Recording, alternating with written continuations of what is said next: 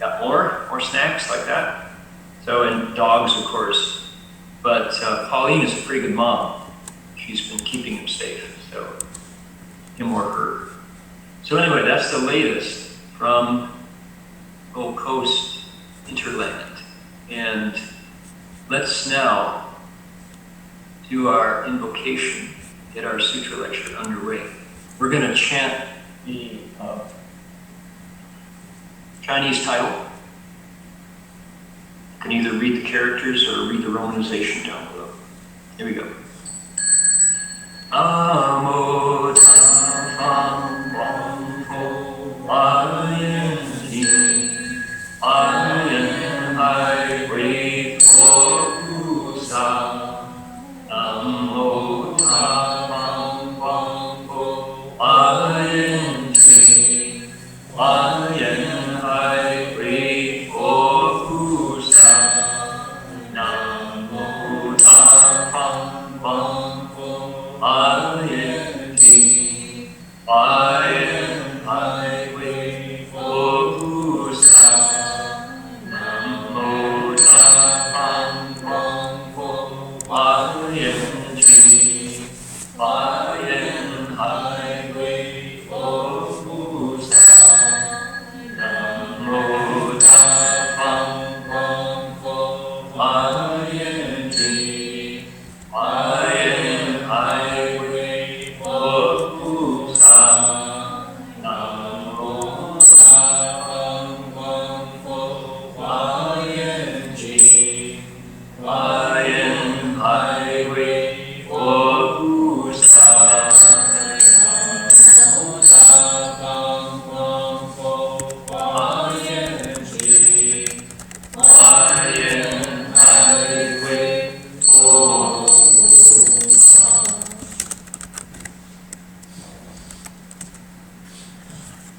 sa.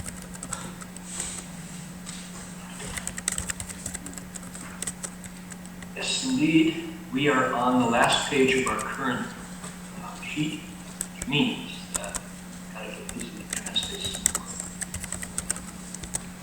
Carry us into the text, but we're going to continue. We have 20 engagements, 20 entrance, which doesn't translate here as entrance. The best word to translate what the Bodhisattva is doing here in our chapter is the colloquial English word gets. Gets all that means. Colloquial language is that way because it works. Slang is easy to say, and it covers ground. So we have, in our phrase, we've got 20 sentences describing the Bodhisattva as he or she enters into ages, begins the study of the seventh ground. And the word that occurs 20 times is ru, Chinese. It's this word right here. You can actually see it. Okay. Ru. And then ru. And then ru. And so on 20 times, which means traditionally, ru, enter. That's, mostly what that word means in modern Mandarin. But this is classical Buddhist Chinese. And if you translate it as enters, like enters the doorway, enters the room, it doesn't work.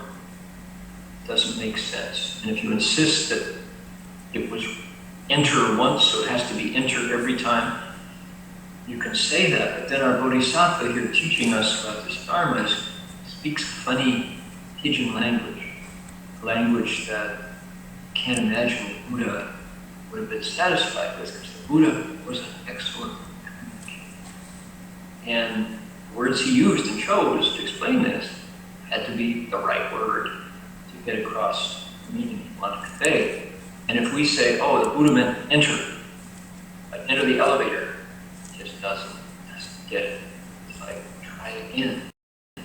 So, challenge.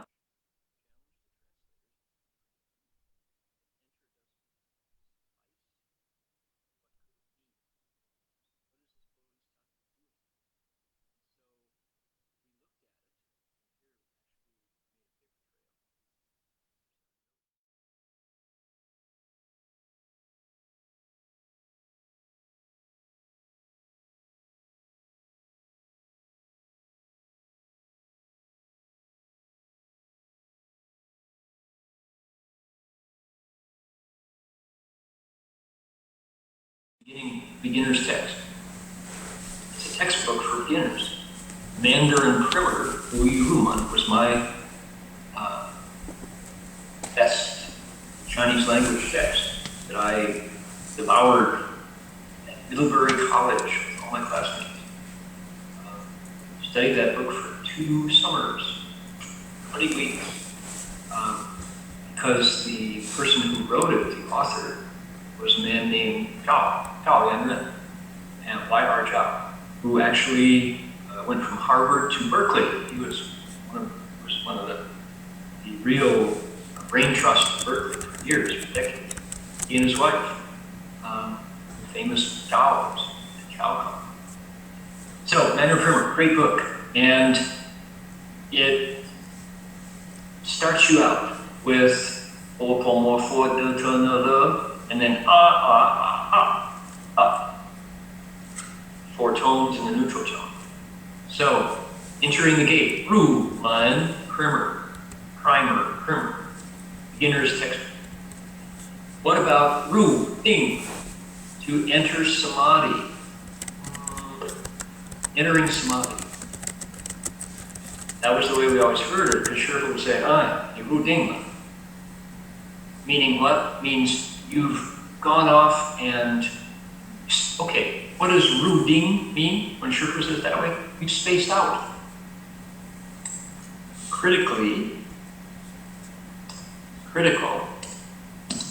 Criticism. Say, you spaced out. Space out is a familiar term, anybody who grew up in the 60s. Somebody who is daydreaming, Ru-ding, right? Now, that's a specific application of that phrase, Ru-ding. It's critical. Now, positive Ru-ding means, Wa, Hu-sa, Ru-ding. Bodhisattva has meditated to a place where they are absorbed. In the first dhyana, Tu Ding, Arden Sandi, right? Fuchan, Archan, Sanchan, Sitchan. The 4 stages of dhyana. That's a good thing. You entered dhyana. Do you enter dhyana? Hard to describe because we don't know. We haven't done it. So, Ruchan, Fuchan, to begin and end meditation. So look at all these different meanings. It doesn't simply mean you entered, like stepped.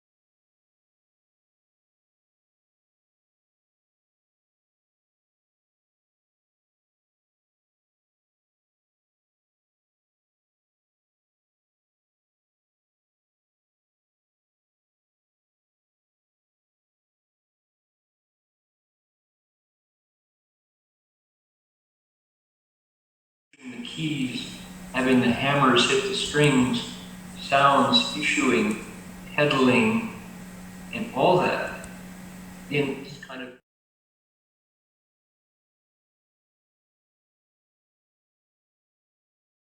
translating into ergonomics, pushing keys, sound emerging, and to a state where the pianist or the musician reports the experience of putting music in people's hearts, consciously. So all of the intervening mechanisms kind of merge, evaporate.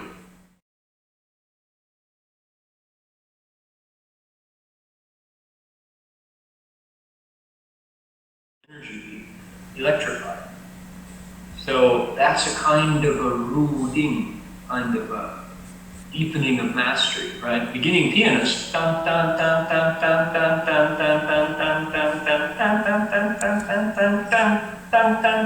can't do that. Still there with the mechanics of it. So what kind of mastery is required there? Ru is the word, but it doesn't just enter. Okay. 深入经藏智慧如海 deeply enter sutra treasury, wisdom like the ocean, word by word in Chinese. Clearly entering a treasury, you think it's kind of like you got a pass and you go into the bank vault, or you enter the stacks in the library.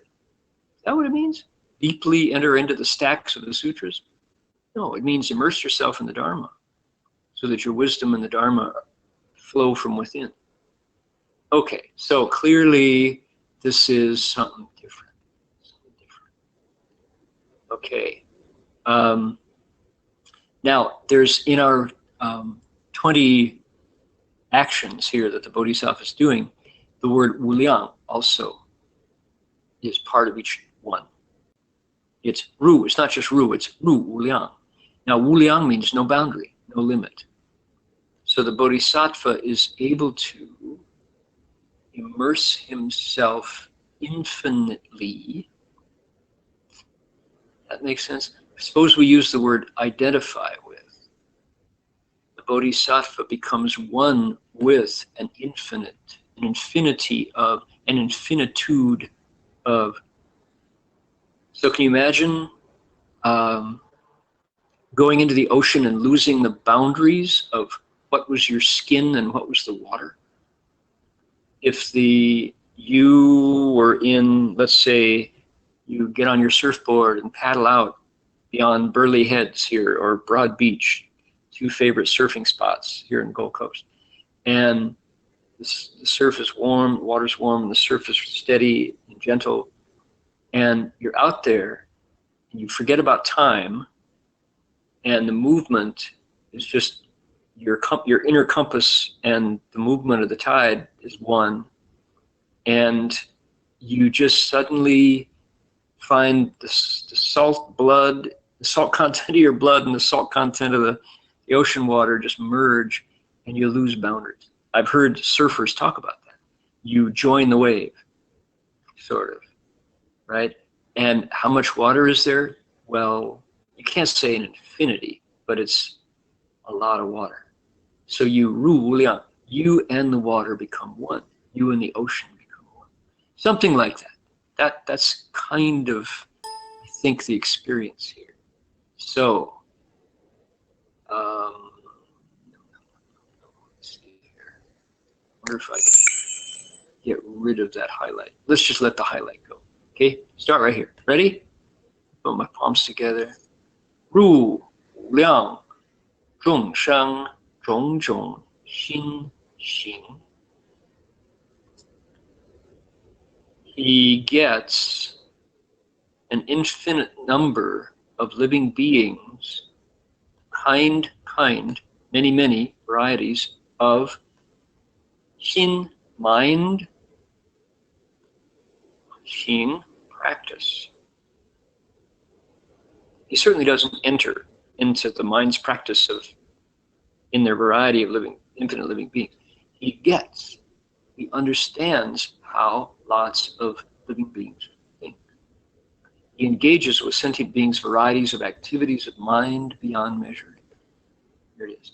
He engages with sentient beings varieties of activities of mind beyond measuring. That's a clunky translation, isn't it? I'll try it again. Should we take the time to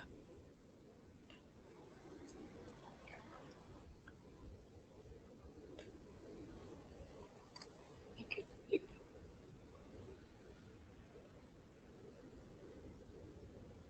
Okay, there we go.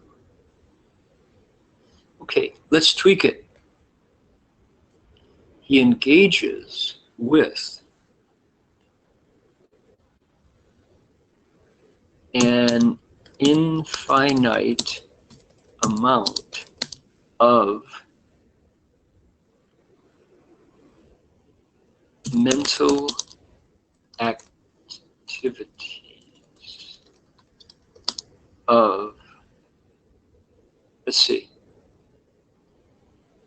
he engages with the mental activities of an infinite number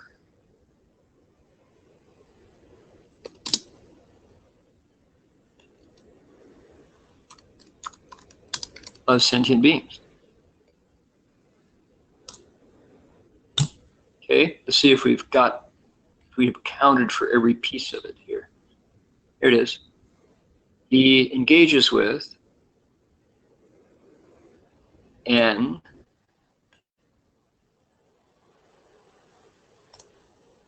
let's see, with the.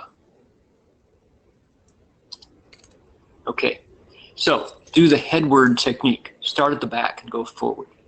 So he verb engages in, participates with, gets, groks, the what? The xing, the activities. What kind of xing? The xing.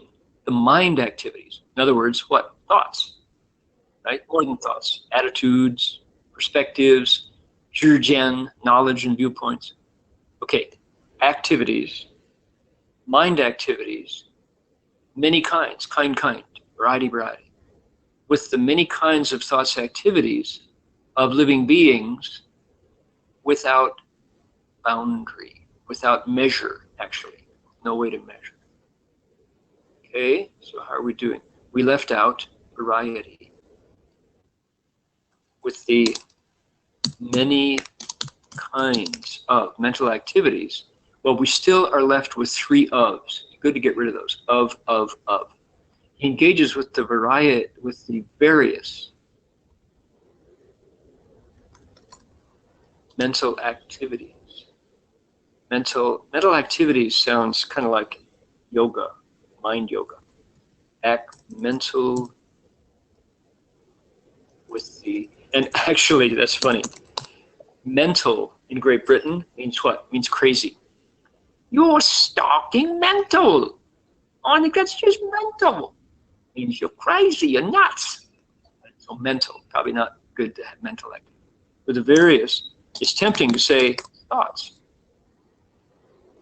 Engages the various thoughts of an infinite number of sentient beings. We're closer, right? So why does he want to do that? If you know what they're thinking, you know how to teach them. If you can teach them, they're closer to waking up. If they're closer to waking up, your vows are closer to being accomplished. He engages with the various thoughts, xing. Probably that doesn't include the xing in that translation. Various, it's tempting to do this, mind deeds. Mind deeds. No such thing. You have to coin that word. Various mind deeds. Xing of an infinite number of sentient beings. In other words, say it again in street talk, he knows what an infinite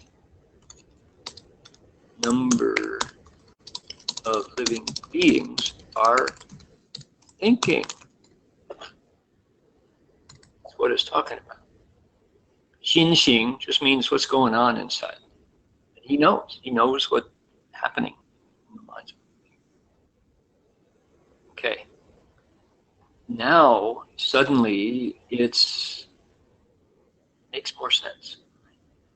Because you can imagine why the Bodhisattva, why this would appear in the sutra. It's consistent with the Bodhisattva's purpose, which is he himself, she herself, would like to wake up, Buddha, but because they see the connection between themselves and all others, they can't yet. So they have to wake them up first so they can all become Buddhists together.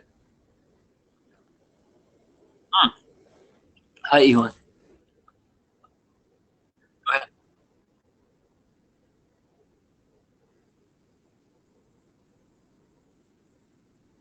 Ken.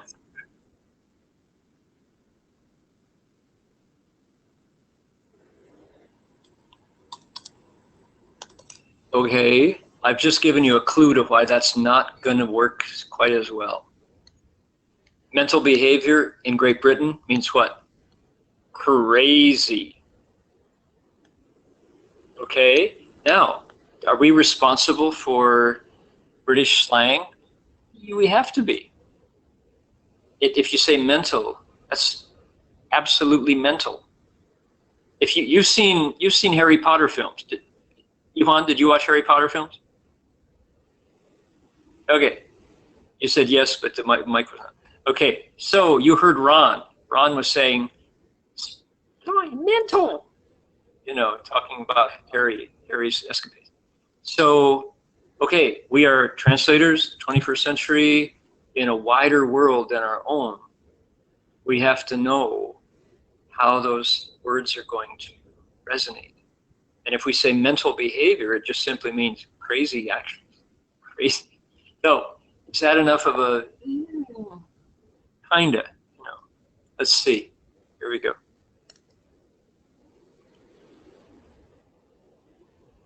We're going to bring up our expert definition. Mental.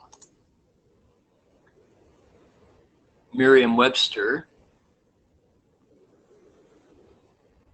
See, Merriam-Webster is particularly American. Okay, number 2, relating to affected psychiatric disorder, mentally disordered, mad, crazy.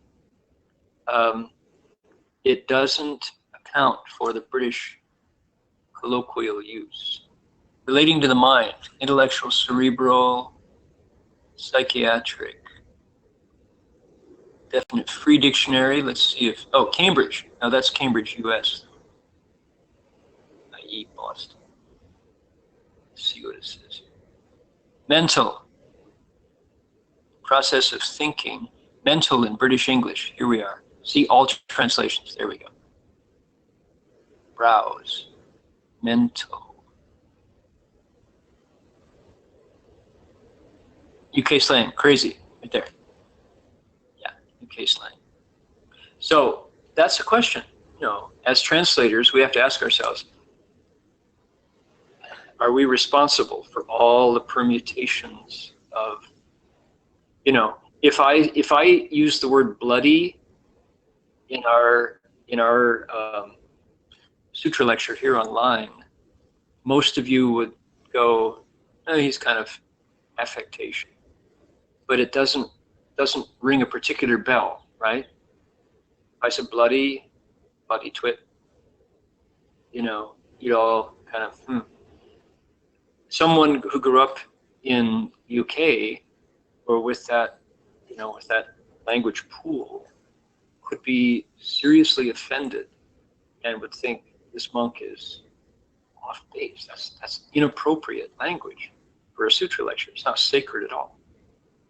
It's just we have different emphasis. And so, to my mind, it's important to know that kind of thing. So I put mental in here too, and then I heard it again, and I thought, I don't think so. Crazy behavior. So yes, Yuhan, you said xing. That word can also be pronounced hung. Usually it breaks down. Xing is a verb, hung is a noun. Liu du wan hung. 6 paramitas, 10,000 practice methods, right? So you want to try again? Can you want to massage this one more time with hung in there?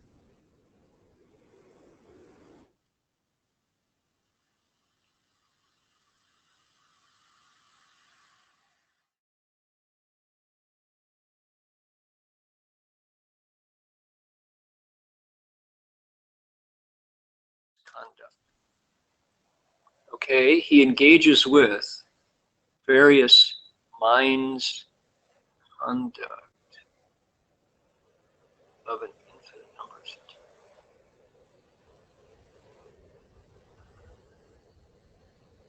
Okay, so we've got like actions, behavior,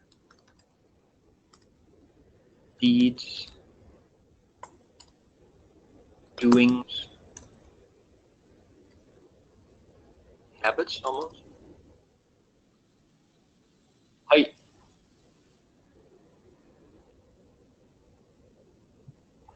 Yes, that's why it does, and that's why it's hard to like. We can't just stop there. It'd be nice if we could. If we could just use thoughts, that would be easy. So you want to pursue that, Heng Sure?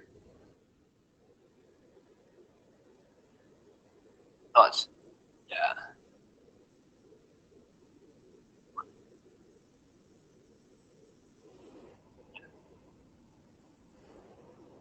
Well, for example, if you look at the skandhas, okay, I'm gonna see if we can. I'd like to unhighlight that. I highlighted it. Why can't I unhighlight it? Oh well. This is a PDF file.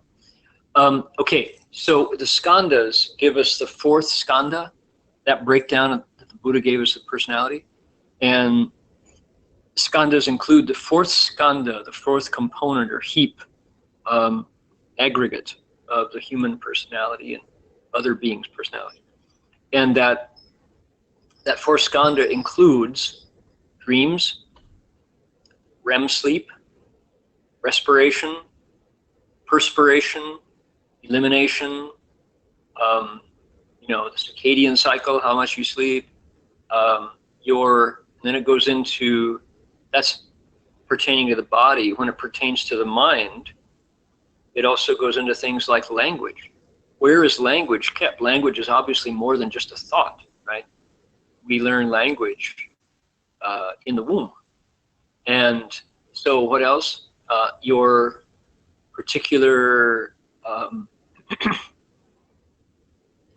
biases, your perspectives, your attitudes, your image base that you draw on, that's all stored that's all functioning out of the fourth skandha.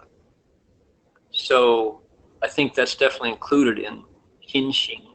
So thoughts points to it, but it doesn't contain it. And I think this probably includes those other activities. That makes sense? No, sure. Okay.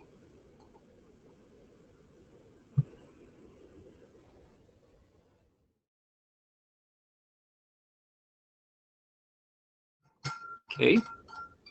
I like that.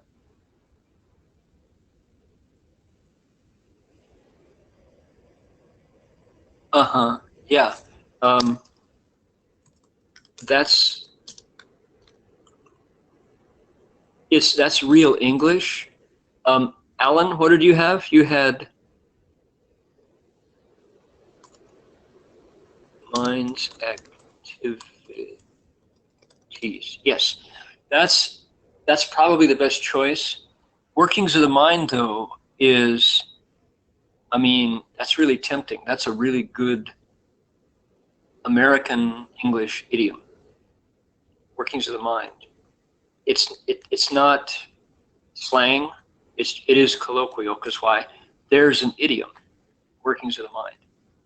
That's a chengyu in Chinese. It's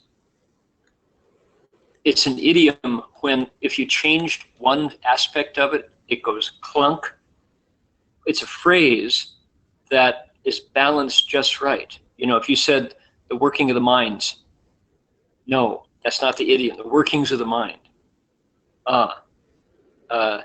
That's, that's an idiom. That's why when you learn a foreign language, like people always say when you're studying Chinese, if you can get to the place as a student of Chinese when you can use 4-character phrases and do it correctly, oh boy, people go, wow, 中文呢真的讲得好棒啊. The Chinese are really getting good because you can use them correctly. If you get one word of a chengyu wrong, it goes clunk. It's so funny that we hear them and they have to be used correctly. I know one. It was really funny. The Siji, people know our Dharma friends at Siji, the disciples of Master Zheng Yen. Master Zheng Yen has inspired a lot of her disciples to write a lot of songs in Taiwan. There's lots of Siji songs, and I personally like them a lot. I translated like 18 Tzu songs at a certain period that I really enjoyed. And I translated them in English and did the lyrics and the melodies. So Tzu has also got an entire team of translators of those songs into English, I think, in the Japanese and other languages. So there was one particularly good song that the Tzu team translated, and I heard it, and I heard their translation, and it was going along really well. And then there was an example of that. There was an idiom that was one word off, and it just went clunk. And it was, they'll be there to the end of time. I think the original song went, let's see, 他们永远陪伴一切众生，他们永远陪伴的滴滴滴. I forget how the Chinese went, but they had translated it, they'll be there to the end of the time. They'll be there to the end of the time. And it was like, oh no. Articles, duh. Articles are tough for non-native English speakers because they're super arbitrary. When do you use an article? A and the, you know, and when do you not? It's really, English, the rules are complicated. In Chinese, you don't use them at all. 喝茶, right? Drink tea. We would say have some tea. Drink a cup of tea, right? 喝茶. Chinese say 喝茶, drink tea. Works great, no articles needed. English, you need the article. So somebody had over-translated and stuck the "the" into the idiom. They'll be there to the end of time. Right? The idiom is to the end of time. And somebody had tried to put the article in the middle, and it just went, they'll be there to the end of the time. It's like, what time you're talking about? Like, you know, this afternoon or the hour? Or what? So anyway, you got to get those idioms just right. Anyway, yeah, go ahead.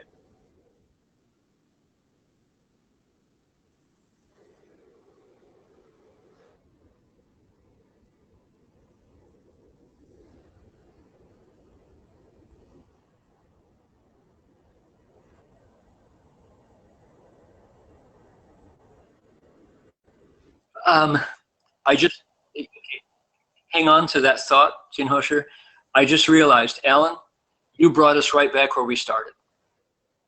Look, there's the original.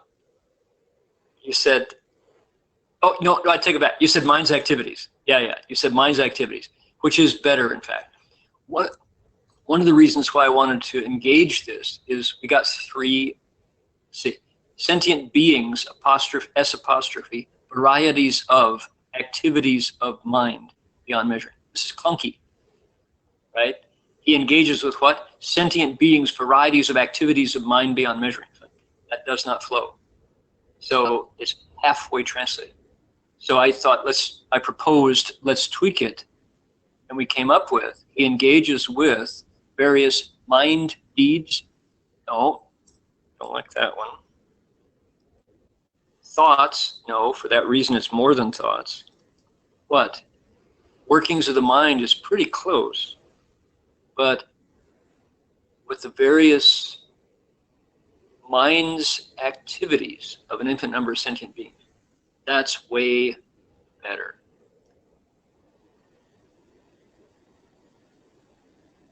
We do. Yeah, go ahead, sorry.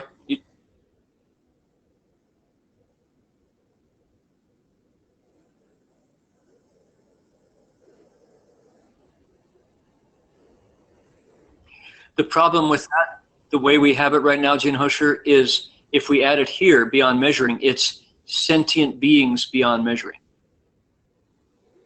And it's not the sentient beings that are zhongzhong. Take a look at the Chinese. It's the xin xing that are zhongzhong. Okay? The varieties is not the varieties of living beings who have xin xing. It's the variety of xin xing in an uncountable number of living beings beyond measure. So it's, you know, this is like juggling. We got all these balls in the air, right? And you gotta get them just right to get it. to get it to match the Chinese. And that's, in my mind, I really enjoy doing this. Because why? It gets you closer to the Buddha. And that means it gets you closer to your own mind. But we have to keep shaping it. You keep tweaking it until it rings true. It's good in the ear, it's good in the tongue, you can say it. It reflects the original Chinese, and it's ideally, it's got a sort of, the word is ecclesiastical. It sounds like words the Buddha might speak. If you translate it and it sounds like something you heard on, Facebook or Twitter or something, 140 characters, that's not it. If it sounds like something you heard in the elevator or on the phone, then it's too ordinary. So it's all these different. We're helping the Buddha talk to English speakers. So what a challenge that is. So do you accept that, Heng Sure?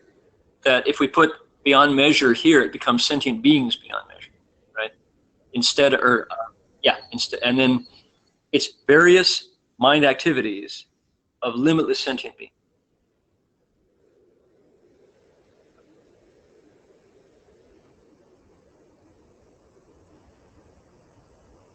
Go back to the original, we call it a circle, which is, oh no, you guys are wasting your time. Okay, next, I think we did it. Let's take a look. How does it read? I'm going to propose that we delete this.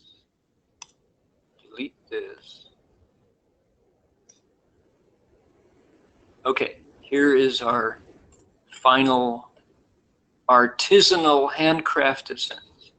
He engages with the various mind's activities of an infinite number of sentients. Workings of the mind would have been equally good, I think. So let's see. Reflects the Chinese, yes it does. Verb, object, 种种心行, various mind's activities.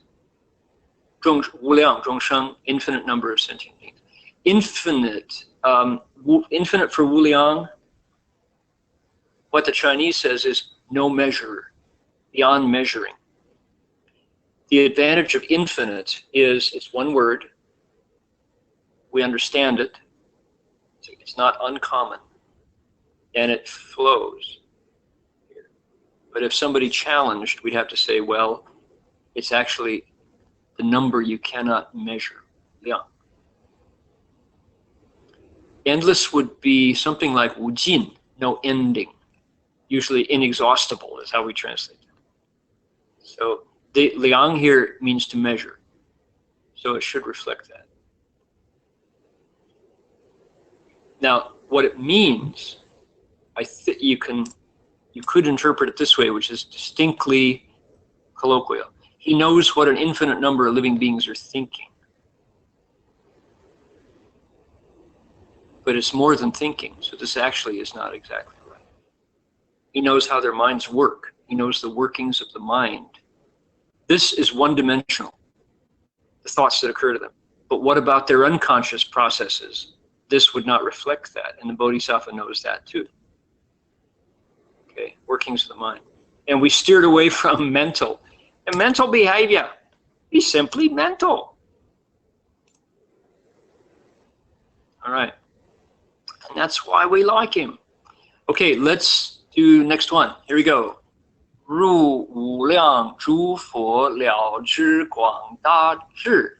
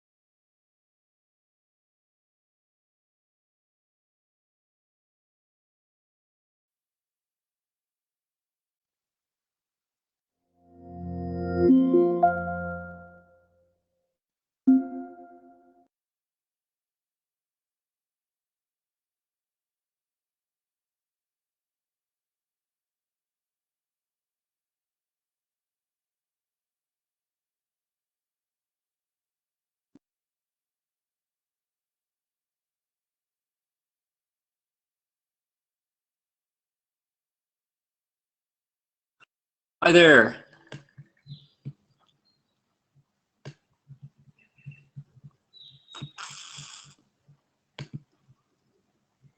Something happened. Did it quit on your side? I think so, right? You want to make me presenter?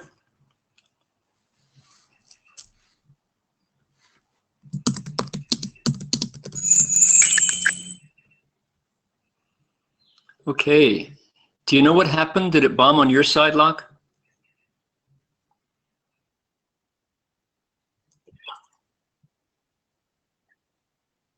It did, by golly. Yep, yep.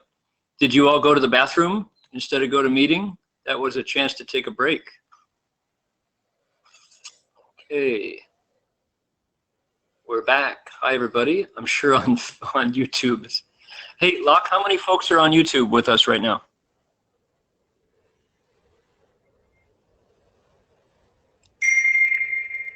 How many?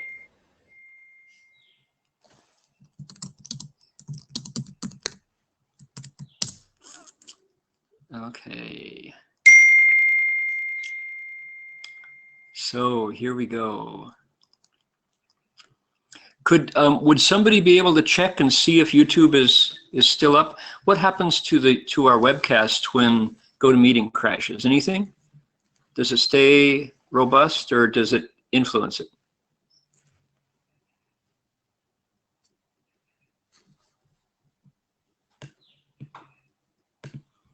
Anybody know?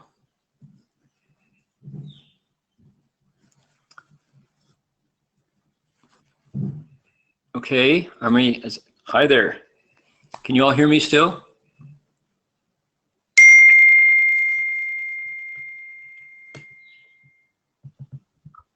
There we go, hi. Yes, that's good. My question was, what happens to the webcast? Well, I guess that was Jerry's answer, so it's still fine. That's good.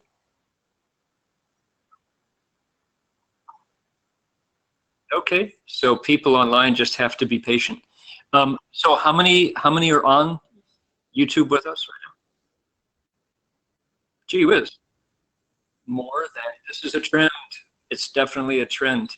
More virtual friends than actual friends. How about that? Okay, people watch the Buddha Hall image. That's great. Okay, good. Well, so welcome everybody. We're back. And we're going to look now at our next sentence. We've only done one sentence. Good grief. All this talk about grammar. We did the Chinese, which is right here. Let's do it again. 入无量诸佛了知广大智. He, she engages with sentient beings. I'm sorry. Here, it's right here, this one here. He engages with Buddha's vast wisdom of understanding beyond measuring. So, engages with Buddha's wisdom? Does that make sense to you? It's like, again, if we say he gets, that's just street talk, everyday English, he gets it. But it works here.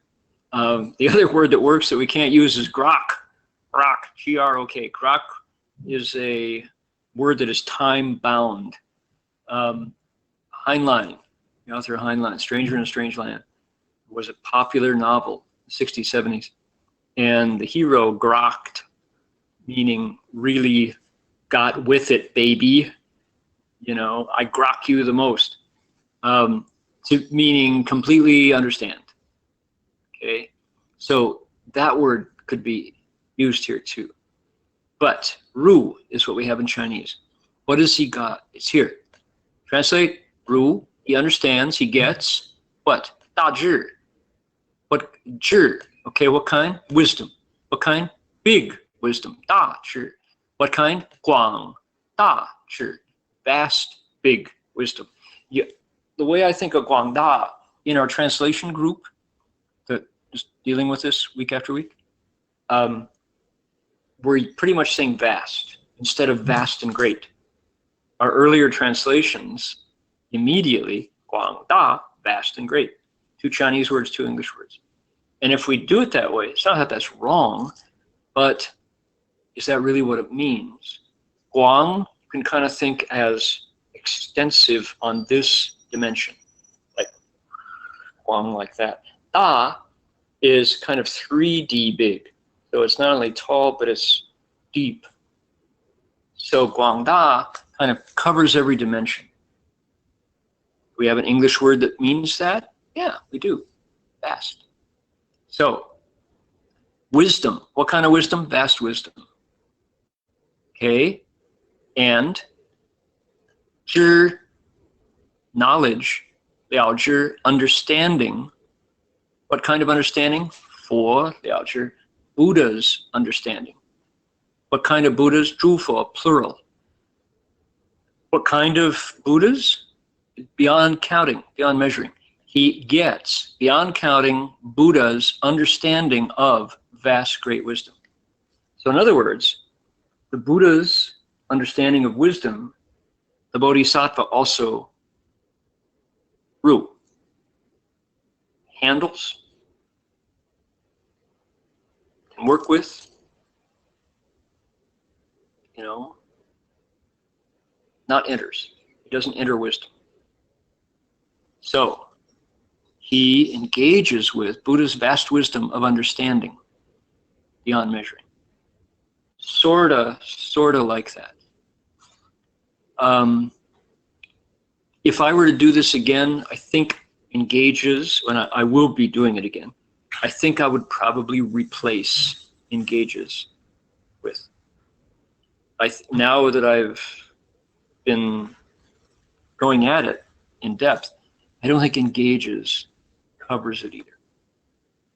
So what do you want? Let's see. He what is it? Yes, speak.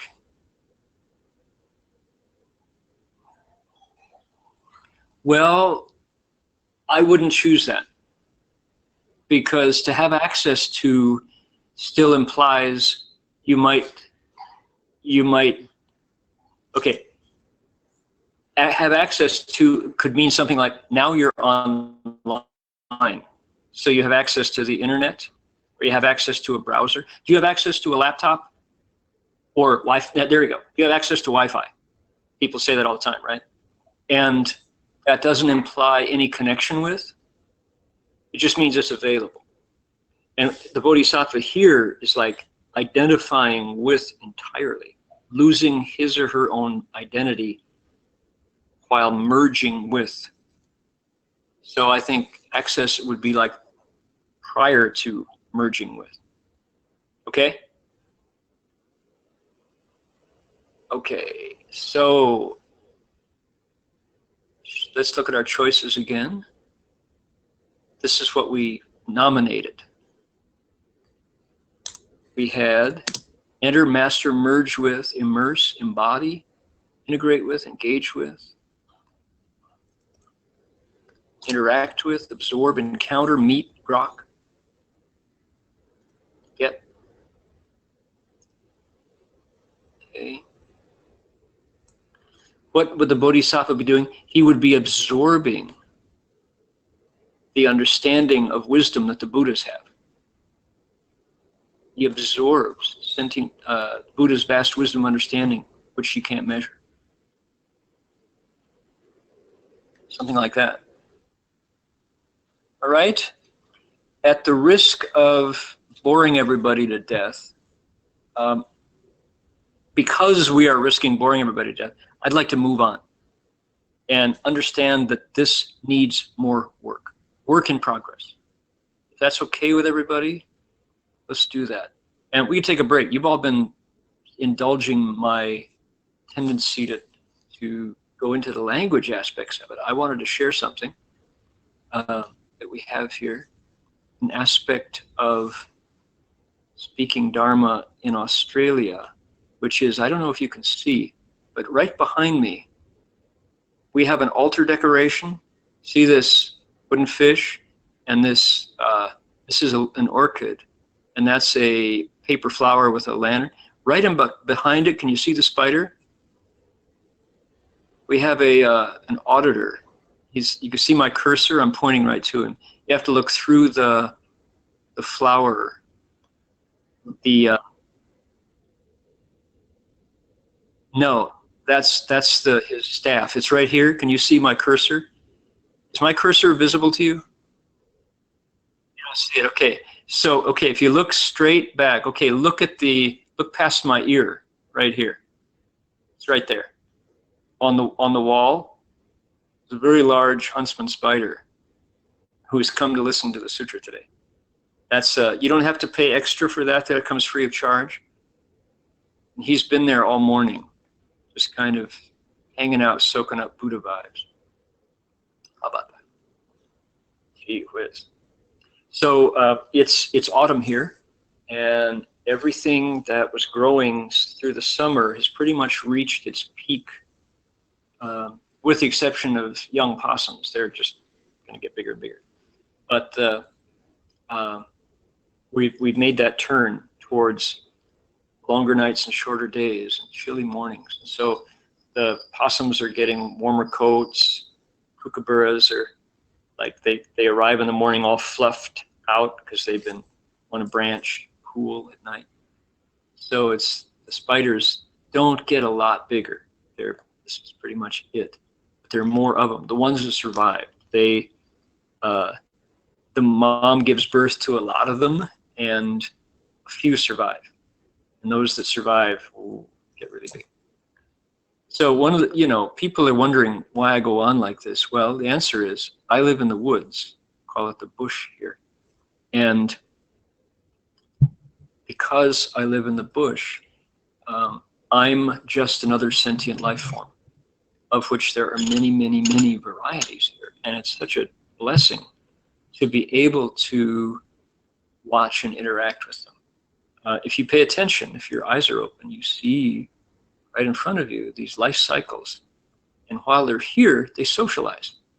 And the 8-legged ones, and the 4-legged ones, and the many-legged ones, and the no-legged ones, and the 2-legged ones, they just all have their circles. And Sam and I have been in this spot for 4 years, and now have seen generations come through. So the same patterns are repeated. And it's fascinating to get this look at life that in the city you know about. You maybe go to the zoo to see it, but you walk right past with popcorn in your hand and take a picture and go on. Here, you share space with them. They're really neighbors. And it's so fascinating to see that. My conclusion is we're the same in many, many deeper aspects. Fear death, love life, feel joy, show fear, have things that we run from, things that we pursue.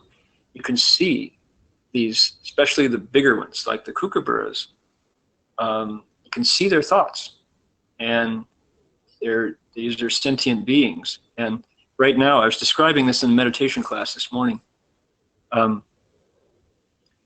When Pauline the possum was just a nubile young female, take it out here, marsupial, let's see if I got it here. She didn't have many concerns. Her concerns were food, and then suddenly she becomes a mom. I'll show you innocent Pauline. She would come around and she would just be sweet, and you could see her thoughts were not very profound. She was just happy girl. And then here she is trying to stay dry at night, not succeeding, right? But when the baby comes out, suddenly she's got all these concerns. She's a mom, and this potential inside her to be a nurturing mother who's got this dependent form clinging to her. that was all there, but it hadn't manifested. Now that the reality has come, she's up to it. She can be a mom, and a really good one. And we're watching this transformation of this creature concerned for herself to this one who's, a mom. And my goodness, the moral, if you had to find a principle here, is we don't know what our potential is until a situation arises. And what the Bodhisattva models for us, and why it's important to point it out, keep it going, is our potential for wisdom and compassion. That's in there, just the way this being produced life and knows how to carry it on its back, and night after night, keep it alive until it gets big and grows up. We too have that potential in ourselves to do what Buddhists did and bring forth all that wisdom. And if you weren't taught that by the sutras, if it wasn't, Shifu showing us that, this would be long ago and far away and, kind of Asian import and somebody else's story. But when you see it happening around you, my goodness, all these incredible things to learn. All right, let's do another sentence. Let's do another sutra line. See what we got. Here it is, short one. Ready? 入无量声闻圣信解. Cool. He engages with belief and understandings of the vehicle of voice hearers beyond measuring. It's not smooth, but you get the point. He gets what Shravakas, Arhats, know and understand. He knows what they believe, he knows what they understand. And he rules it. Try again, ready? He can get what? Jie, understanding. What kind? Xinjie, beliefs and understandings. Two different functions of the mind. Cheng, vehicle. Hearer, sound. Shravaka, voice hearer. What is that? That's an arhat. That's the goal, the hero of the Theravada tradition. That way of being a Buddhist practitioner, which is noble and difficult and arduous. And from the Mahayana point of view, not yet home. And he does so in limitless numbers.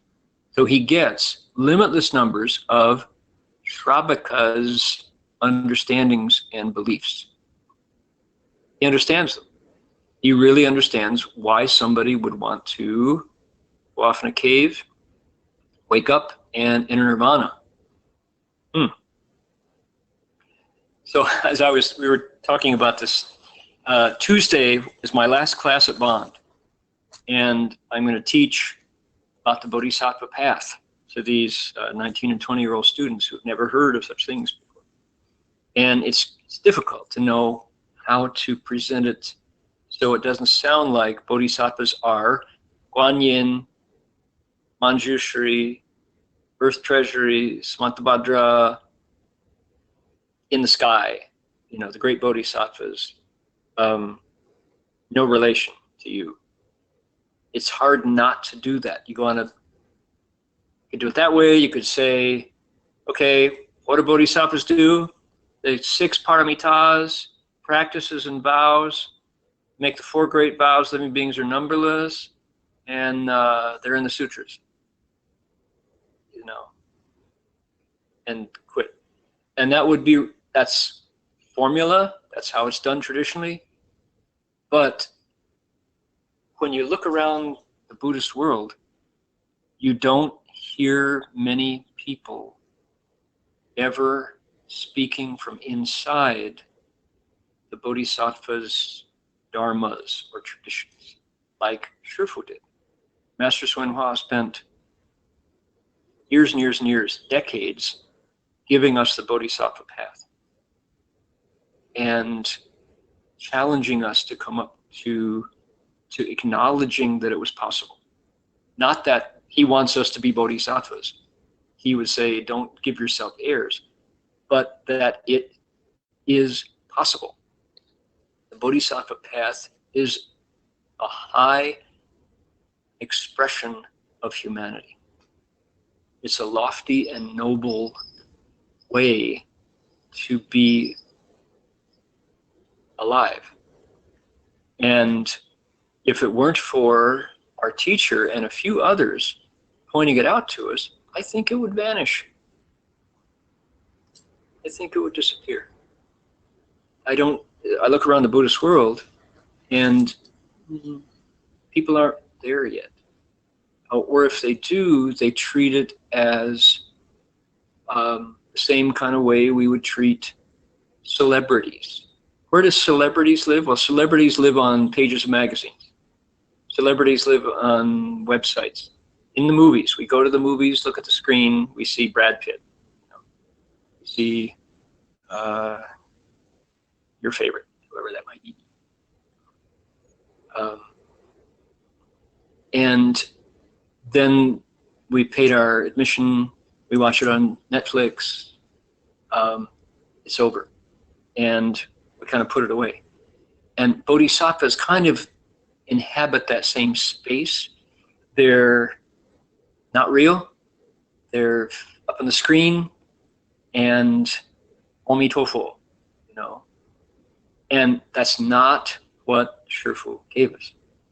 Shifu said, Bodhisattva path is in your next thought.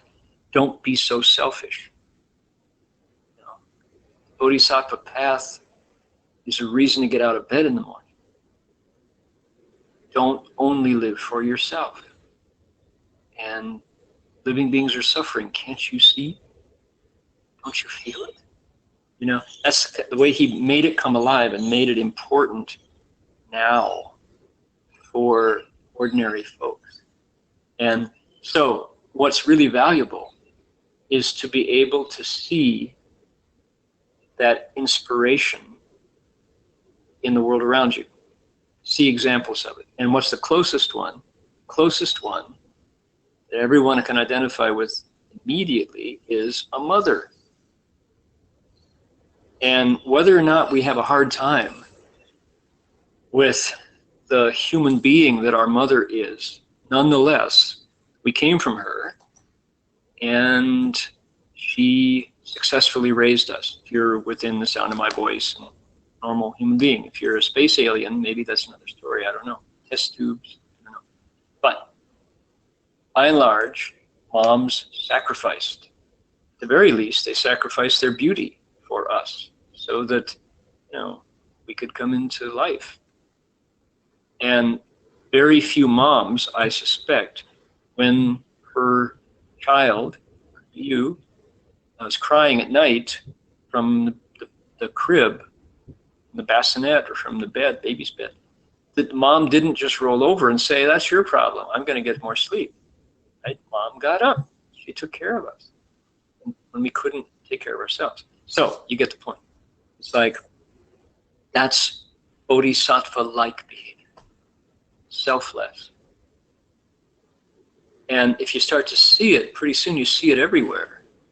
And in our neighbor's service space, used to be called Charity Focus. Service space is one place, you know, Blessed Heart, we won't name names, but this is a local Bay Area-based group of people who pay close attention to the practice of giving. They call it giftivism. And so it reached American culture in the form of Pay It Forward. There was a movie by that name. And why that caught people's imagination was, here were people who did not do what everybody else would do, which is grab for all the gusto you can get. Right? You know that phrase? That used to be part of Budweiser beer.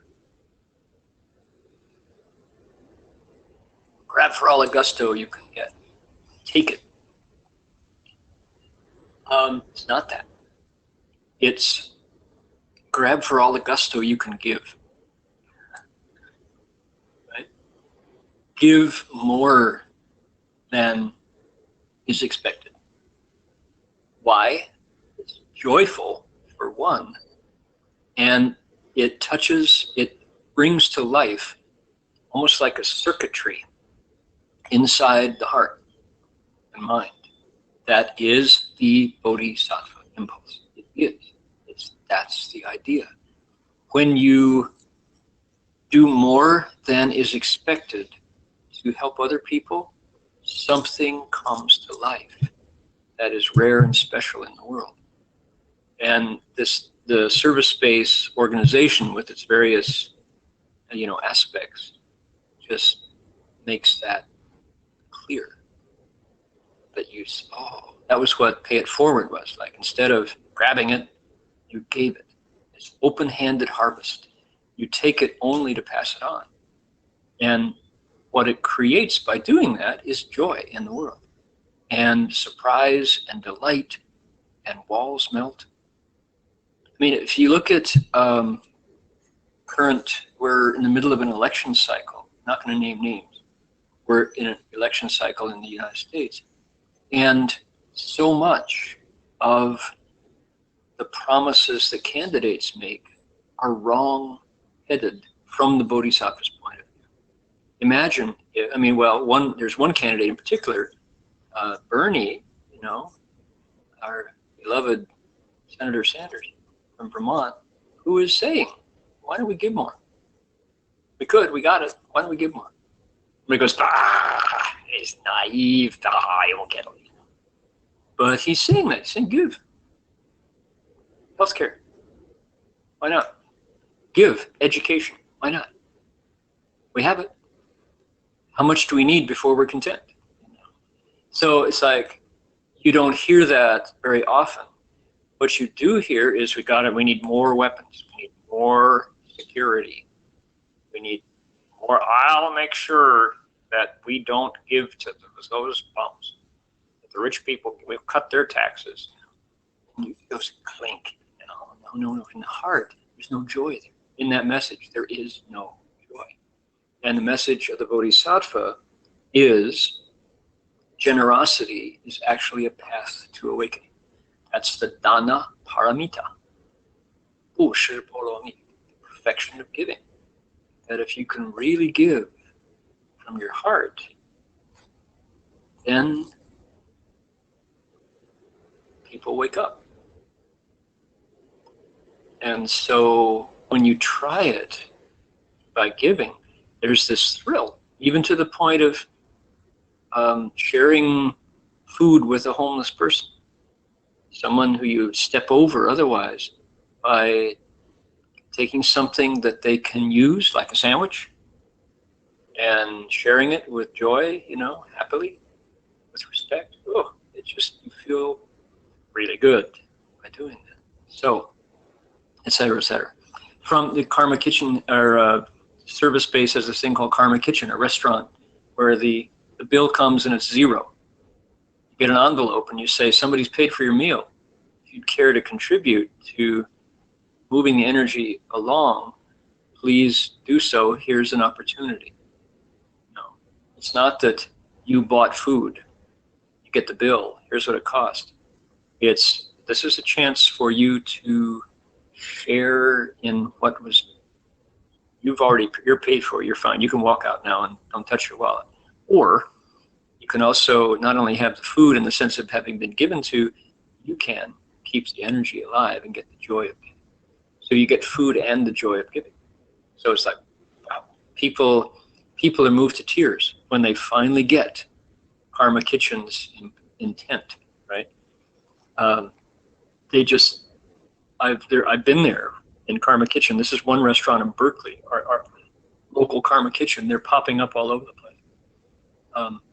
Began first with the Seva Cafe in India.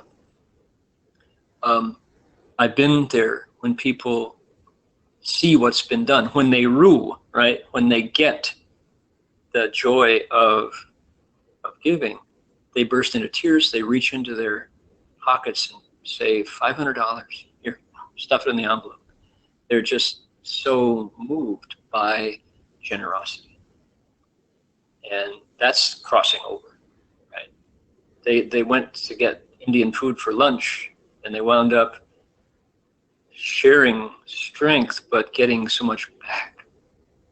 How wonderful. How wonderful. So check out Service Space, and check out the Karma Kitchen, name of the restaurant. So it's a thought. It's a bodhisattva impulse that giving creates happiness. Chinese say, 助人是快乐之本. Helping others is the foundation of happiness. And that's an ordinary phrase. That's not a Dharma phrase, but it's true. And parents experience that at Christmas and at birthdays. Kids delighted with the new toys, but the parents are thrilled that they made their kid happy. It worked. So yeah, that's how do we find examples of the Bodhisattva path?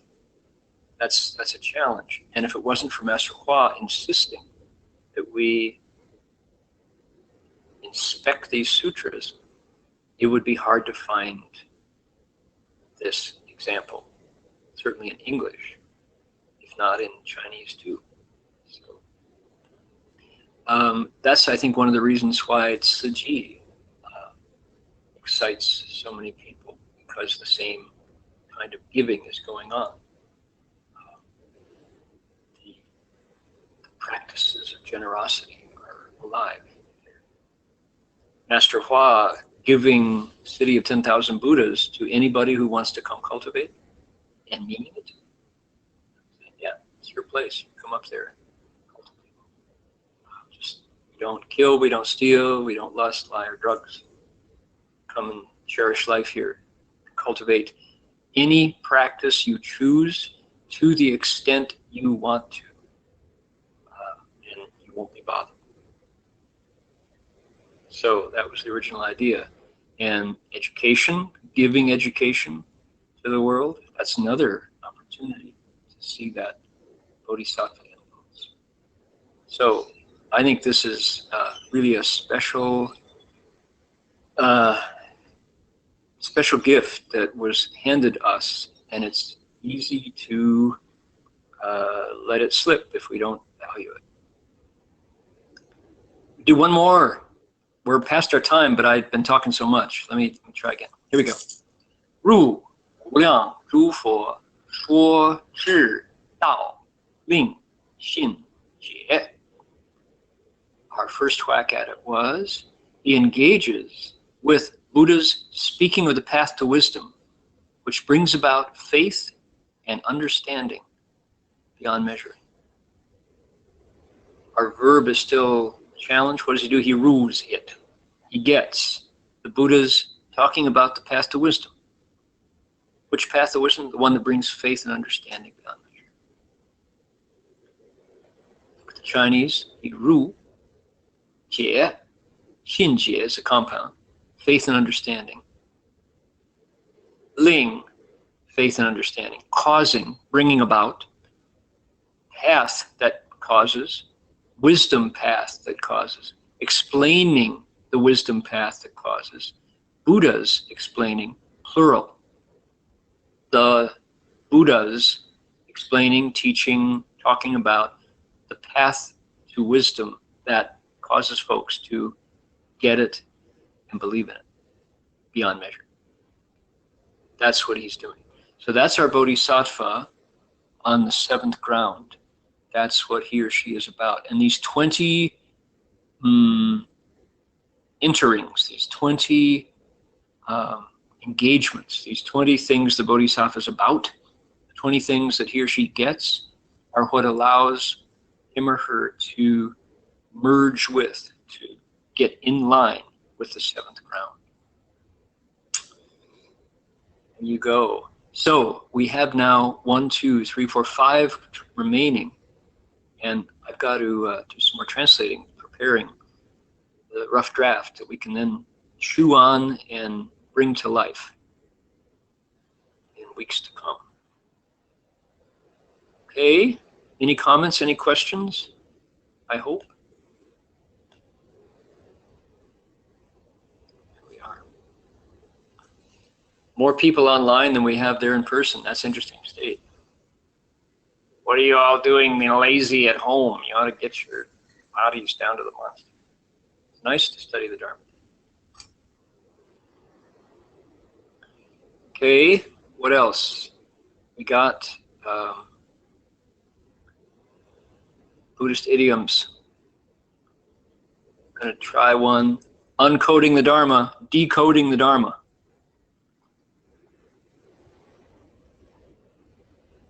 Here we go. Today's phrase. 天魔外道. What is the 天魔外道? Heaven, demons, outside paths. How are we going to translate that? Let me get that out. There we go. That's it right there. Heaven, demons, outside path. Outer path, outer road. Sky, demon, outside road. Yeah, say it that way. Sky demons. Sounds great. Watch out for the sky demons. Oh, no, those are pigeons. That's a pigeon. He just dropped on you. Okay. Yeah, that's like sky demon. Don't you go dropping on my hat. So, 天魔, what's a 天魔? What's a 外道? It's two things. It should be divided. What's a 天魔?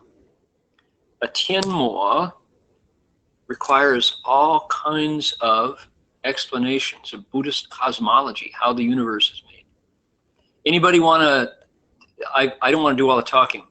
Jinhe, David, anybody? Alan, Mr. Yap, what's a 天魔? What's a 外道? Why do we hear about them so often? Anybody know? Make any sense? I can start, and then we'll see if it makes sense. Okay, here's the idea. The Buddha taught in a time and a place where religions were everywhere. India then, as now, was a religiously pluralistic, active place. Lots of people in India devote themselves to spiritual pursuits, right? Lots of cultivators, lots of religions. And the prince tried a lot of them. He was out in the forest for 6 years. He worked on all the different yogas, and he rejected a lot. He tried a lot that he said it's not going to answer the question I'm asking, which is, do I have to die? Do I have to get sick? Do I have to get old? So he found all these schools of teachings, and some of them were pretty flaky. Some of them were really bizarre. To this day, there are a lot that are bizarre.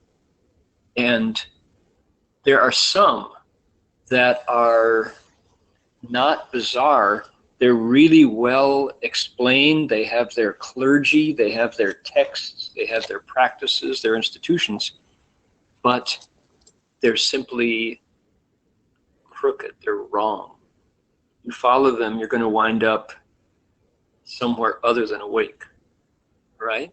So that was India then. So this phrase got to be common. 天魔, where are the mo? Where are the demons? Well, good question. If you read the Old Testament, the Hebrew scriptures, where do you find the demons? Well, the demon, Satan, is in the heavens. He's up high. He's up in the high heaven. And if you read the book of Job in the Hebrew scriptures, the Satan comes down and talks to God. They come up with a plan to test the sincerity of one of God's most pious of his disciples, Job. So, in other words, Satan's up there, not in the hells below. Okay, so you look at the Buddhist description of cosmology, and what do you find? You find that Mara, Mo Wang, where does Mara live? Mara lives in the sixth layer of the desire heavens, the heaven called Ta Hua Zizai Tian, the heaven of bliss stolen from others, transformations. That's where the demon king is, above, not below. Oh my goodness. So here we have a cosmology in Hebrew scripture and in Buddhist/Hindu mythology, cosmology, that is the same. That's interesting. Tian Mo. So demons from the heavens is the way I would translate this. It's not often in ETTS, in our early translation, we say heavenly demons. That's such a funny thing. Oh, it was a heavenly demon. It was a magnificent demon. It was a delightful demon. Heavenly, meaning, so wonderful. Just I felt like I was in heaven. Wrong. That's a bad translation. Like, oh, such a heavenly demon. Like, no, demons from the heavens.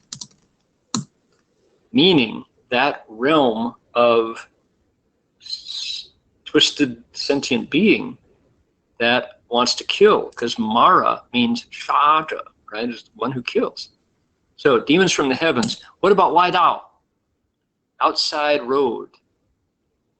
My best whack at the translation would be, and non-Buddhist religions.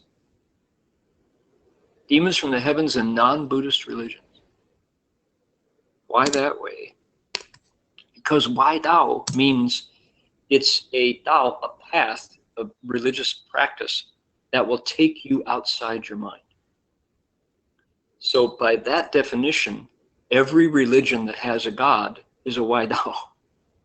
True. Why? God's up there. God's in the heavens. You pray to him. Lord, be merciful. So, yeah, it's true. By this definition, every single religion that takes you beyond watching your thoughts, 回光返照, reflect inside, look within, that's, you say, 内道, takes you in.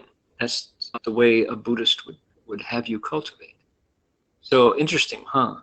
So we got 天魔外道, 天魔外道, often used to refer to like weird cults.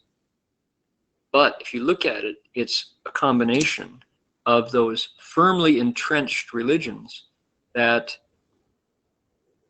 have, demonic elements, meaning coming from a non-Buddhist divinity, a demon, and other sects that take you looking outside for goodness.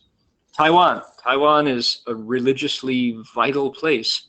There are stockbrokers who tell you to do business with them because they have their Deva eye open and they know what stock to buy. Right? Why not? Put your money in me because I will get you the best return because I am using my celestial vision. Right? There are psychics of all kinds who burp in order to get to the truth, burping psychics. There are psychics who, say, I dream, dreaming psychics who know the answer, the truth, because they dream it. You gonna believe? And they're asleep when they're getting the truth, and they're gonna tell you, I can't remember my dreams very well. And I certainly can't reflect what's good for you based on so you're like 3 steps why from the Buddhist teaching, which is watch your mind, watch your thoughts. So demons from the heavens in non-Buddhist religion. teachings that take you outside the mind. That's way too long. Teachings that take you outside your mind. Chinese, 天魔外道, 4 characters. In English, demons from the heavens and teachings that take you outside your mind. But that's an accurate translation of that idiom. Right? Certainly it's not heavenly demons. We can scratch that one. Delicious demons. But this is way too long. So it's kind of tough. Wai Dao. We used to say heavenly demons and outside ways. That was our early translation. Heavenly demons and outside ways. That is purely Chinglish. It's Chinese syntax, and it's also wrong. A heavenly demon in an outside way. Demons from the heavens in non-Buddhist religion. Pretty close. Okay? We're into words because we're on the bridge. I don't know what it means until you look at it. Our first attempt kept it in the code. We need to try it again, take it out of the code and see if the Buddha isn't speaking right from our hearts. Okay, Jin He Sure, do you have any announcements? What's going on in the Berkeley Monastery that people need to know about?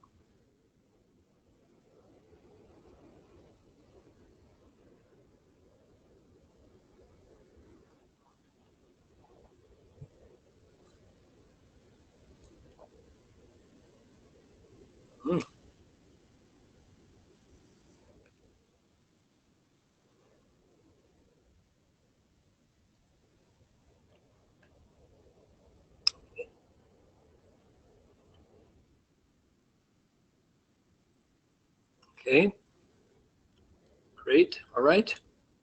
So check berkeleymonastery.org for that calendar to know what's going on.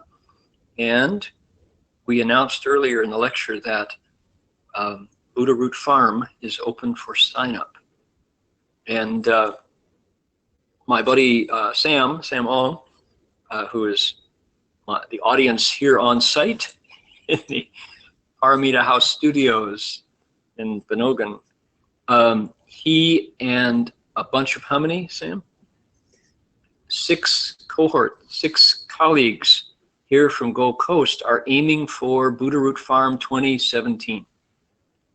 They're making their plans now to come over to the US, not this summer, but the following summer, and have the experience of our monasteries and Buddha Root Farm. So that's good news. These are some really vigorous lay people here in Australia who have heard so much about it but want to experience it. So here you go, all you online. Here's the website, oregon.berkeleymonastery.org. That will take you to the website where you can sign up and you can find out more about Buddha Root Farm. We're still talking about what we're going to focus on, what our theme will be. I'm hoping that the Sangha from Berkeley Monastery will be able to take part. Hey, David, we got to get you up there to one of those Buddha Root Farms. I think he might like it so much he won't come back. We might take him up there and leave him up there. What do you think? The bears usually aren't hungry for, most of the year. Probably don't worry. Okay, we ready? Dedicate the merit here. I'll bring up my handy dandy carbon fiber weatherproof guitar and make a wish. Send out the goodness wherever your mind wants to take it. The world is a better place when you can share that merit. Okay, here we go.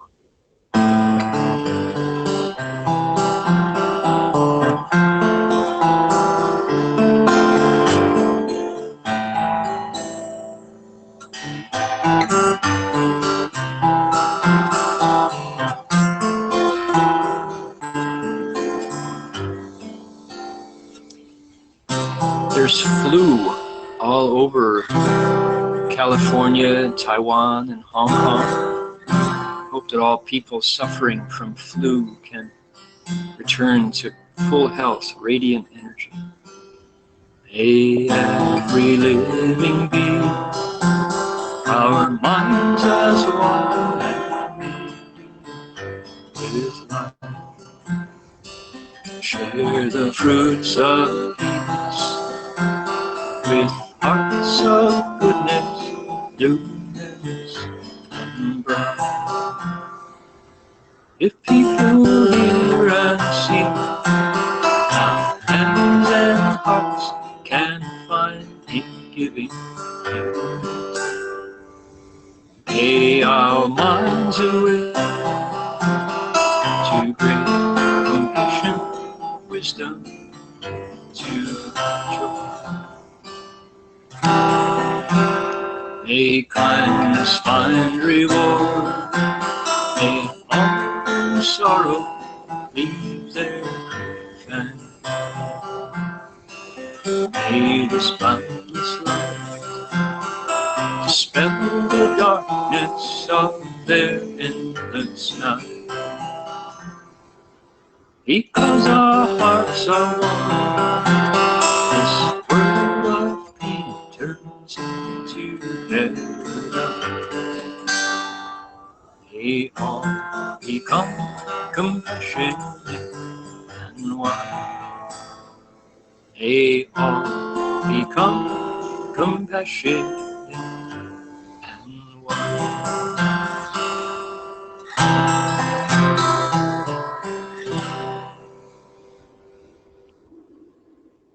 All right, so we'll see you next week. Heng Sure, you want to lead everybody in bowing to the Buddha? Okay, bye everybody.